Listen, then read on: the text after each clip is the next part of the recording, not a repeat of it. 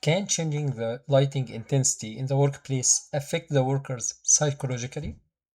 Welcome to this video, in which we will uncover the mysterious Hawthorne experiment and how it led to the initiation of a new field of studies to figure out the best way to motivate workers. Welcome to Chicago in the late 1920s, in a factory called Hawthorne Works. Our story started with a researcher called Elton Mayo and his team. They had a simple goal: figure out how to make workers work harder without, paying them more.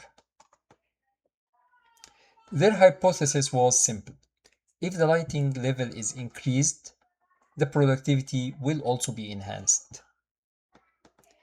To start, they needed a baseline. And that's a simple way to say that someone started watching the workers while they were doing their work in the normal working environment. And then the researchers increased the lighting. And they started watching the productivity of the workers, how many phone parts they assemble per shift. And as expected, the productivity increased. The researchers were happy.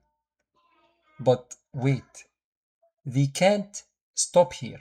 They still need to do another test to check the opposite condition before they confirm that their hypothesis is proven correct. And here comes phase 3. They reduced the lighting in the workplace. They expected the workers to be demotivated and eventually produce less parts per day. But here the surprise happened. The productivity increased again.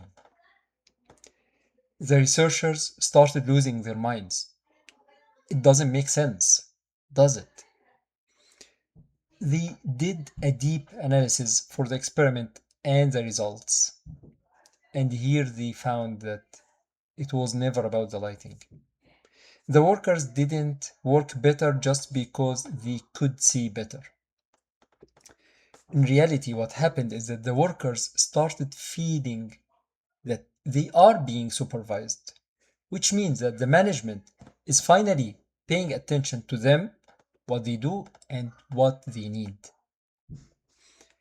And that was what was known after as the Hawthorne Effect, the psychological phenomenon where workers change their behavior simply because they are being supervised, they are being closely watched, and more importantly, because they feel that the management is paying attention to what they do, and even more importantly, what they need.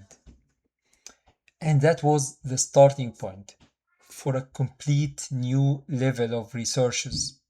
Even in the same factory, it took about a decade of researches and several experiments followed to confirm this conclusion. And that was the foundation for a new field of studies on how to motivate workers by this simple starting point: paying attention to them, and more importantly, what they need. Thanks for watching, and let me know in the comments if you have any questions. Follow the channel. Looking forward to seeing you in next videos.